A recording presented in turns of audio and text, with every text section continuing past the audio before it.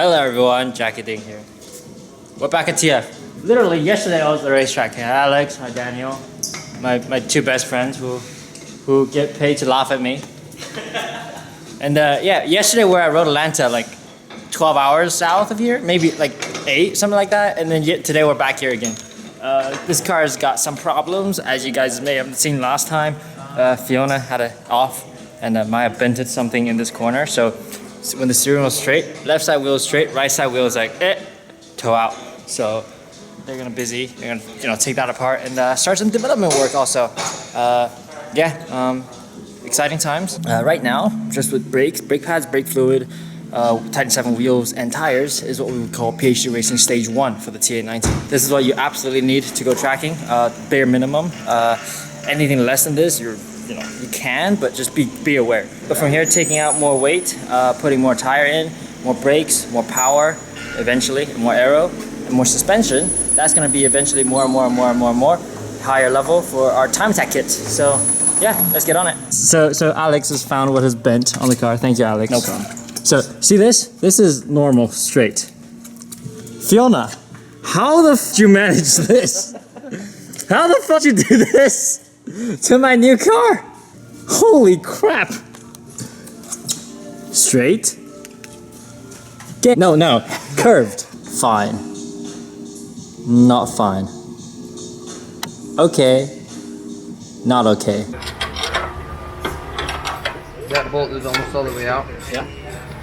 So, BMW versus Also BMW. Yeah. She shouldn't. I came flying up on her on the back street. Who's the car bed? It's not BMW. It doesn't. You can't order it. Look at that. See how much camber you just gained? They gained camber. Oh yeah, from where it was. Gain it back, right back. Yeah. We're gonna cut this in the middle. We're gonna add more. Sweet. We have fixed it. I'm so happy. Thank you, BMW, for actually making a car like this.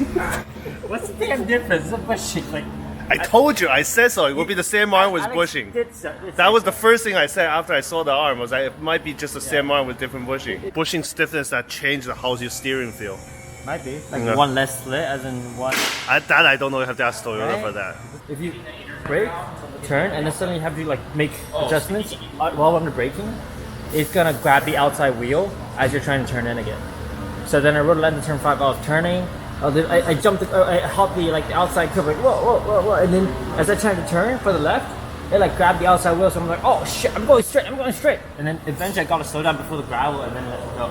So it's interesting. You gotta like figure out what it likes. Like it likes to be going straight line on the braking, boom, get it done. Get the car rotated, it can slide it full power, no problem. As we're now learning how to drive this car more and more, even just be able to learn what it likes and what it doesn't like, it's pretty helpful. It's teaching me to be a better driver, to keep the car straight on the braking, so don't overdrive the car. Yeah, so this is pushing and pulling, but like, this is just the weirdest thing ever. Like the two things aren't moving, but somehow it is?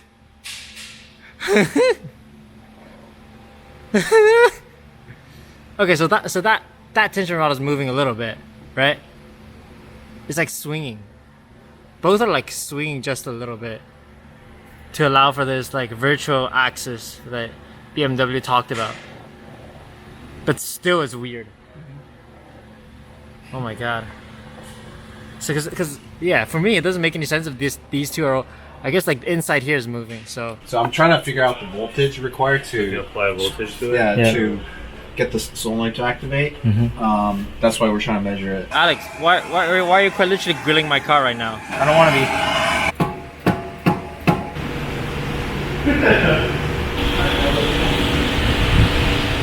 be. 2 weeks into ownership and look at this, Dash is a Christmas tree already. Jesus Christ, Jackie, what have you done? Well, here's the actual interesting bit. At this side, we took up both of the shocks over here, so there's no strut. I don't think we can turn the traction control off anymore, can we? So if you hold that for 3 seconds and the VSC doesn't turn off, oh, it says VSC is on. So you gotta hold it, let's go off. See, you press it. Just press it. Usually that activates traction mode. But no. Traction It's active and it is not doing anything. See, it's always active. Basically, if you have the electronic dampers disconnected and the car detects it, you cannot turn off traction control. How soft is the rear shocks in the car? Go. Buddy, buddy. All the way in. Alright, Daniel, that's good. I don't want to puncture your hand. Hi, Dave. Mr. Coilover Guru. So I'm gonna zero it out. I preloaded the spring just a little bit. Yeah. It's got a dead coil in it, so actually I'm gonna try to get rid of the dead coil so we can get proper ready. Right. So Dead coil is in the very last one, or? no, there's a dead coil. Well, a dead coil is just coil that just kind of Flats. sits. Yeah. Yeah. More for preload. So Got it. it's climbing up pretty fast. So we're probably good. So I'm gonna zero this out. Yep. And we're gonna compress it about an inch. Okay. So right now it's about 2.4. So we're gonna pump this to 3.4. Yep. See what we get. 4. So that one's 180 pounds per inch. So we're gonna compress it another inch and then average the two. Okay. Oh. So we're gonna go to 4.4. So that is 360. So it's 180. 180. 180 Yeah. plus 180 Yeah. divide by 2. Okay. What is it? 180. Good job. Way to graduate. Thank you. So this is the front spring. Yeah. So looking at this chart here, 180 is gonna be right around 3 3. 3.3 kg. Yeah, Yeah. 3 point. So it's a very soft spring. For how heavy it is, and yeah, it's pretty. I mean, considering that it's a sports car, Yeah. it is pretty soft. But you know, without knowing how the shocks are calibrated, we don't know exactly like if they wanted this to be a touring car or a sporty car. But Yeah. Well, for sure, I can tell you like the rear squats a lot. So, well, the front squats, like when you do it, like when you hit a brake, it goes whoa, like one of those. yeah. So- I mean, 3K is not Yeah. a lot of springs. Rear also looks like is slightly progressive. So, but it's a pretty. You can already tell this is a heavier spring by just looking at Right. the thickness. Thicker, Yeah. 475. So we're gonna do another one. Yep. And then average the two. 470. 475. 475. To 981. So Jackie, I thought you Yes. were Asian. 490. So it's about 9K. 9K. Yeah. What was the front? 3.3. 3.3-ish, yeah. 3.3 and 9-ish. Yeah. That's quite a big difference, no? But But because the Motion ratio is different, right? yeah, the rear, Yeah. the spring actually sits middle of the arm. yeah, like way more in, yeah. Yeah, so I haven't calculated the leverage ratio yet, but Mhm. I say it's close to like 50%, Okay. maybe 60. So even though 9K sounds like it's pretty stiff, but Yeah. since it's much inboard, Yep. it needs more spring. needs to because be of the stiffer, leverage. Yeah, because there's a lot of leverage in the middle of the arm. So this is probably gonna end up being much softer at the wheels.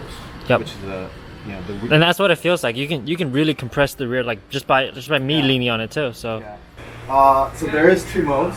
The only thing is, oh, by the way, I did cut your plug, but I'm gonna put it back. Don't worry.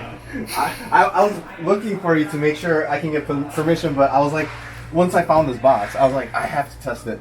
So, but then the pin freaking bent when I was putting it in, so now I can't even do it with the plug. So I have to fix the pin later. So no, hold on a minute. So you broke my plug, Uh-huh. and then you broke my pin. I didn't break your plug. I cut it off your car. Yeah, but then so now this is bent. Well, the pin I think was misaligned from me poking it, and when I put the plug in, I forgot to straighten out the pin. So one of them bent. But I can bend it back. I have to take it off the dyno. It'll be fine. It's just a pin. Dave, I can fix this it. is the second time in a week somebody's broken my car. It's not broken. It's for science.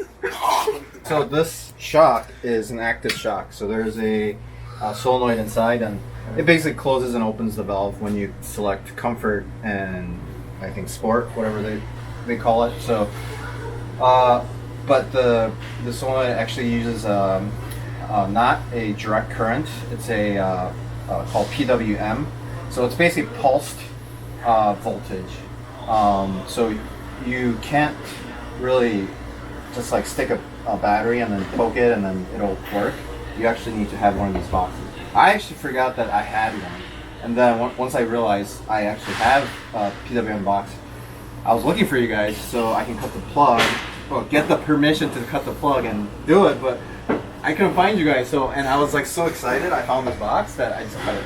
Yeah. So resell value. Resell. So I have to probe this manually while this is moving. So I need someone to hit this button. Jackie, you want to do the honor?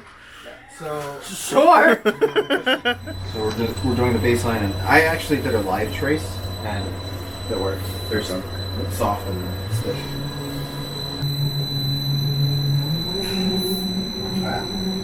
You can hear the valve restricting the flow. All right, there it is. We got the new A90 Supra turbo rear shock dyno, and you can see there's a big change from soft to sport mode, and you can see that the soft mode is progressive, which is really good for like city driving, because at low speed you have very low ramp up, so it kind of lets the wheel just track over the small irregular surface, and then if you don't have the slope, the car's gonna crash over bumps, and there's no stability at higher speeds, so you need to have this ramp up. But this is a typical like comfort mode shock, very progressive and really no valving and low speed, and that's what makes it comfortable, but obviously not good for sports type of driving. And then this is the stiffer mode. As you can see, the ramp up is quite aggressive, and this is probably just to compensate for the softer spring. So you can do that by increasing the compression, and then the rebound doesn't change much because it's a soft spring. So, but you can see there's actually, compared to the soft, there's quite a big change. So yeah, so it's quite soft spring rate in the front. Yeah. So you have to compensate by using damping. Yeah. And you have to do it on the compression side because the spring doesn't have enough support for the car. I'll be honest, even with that kind of ramp up, I don't think I felt it whenever you hit the brakes. Well, because compression doesn't actually stop the car it just from slows compressing. it down, right? It controls the speed at the rate that it compresses. Yeah. So you can have this valving way stiff, but it's still gonna compress and it'll get there eventually. It just get there slower. So that's what compression is. Makes sense.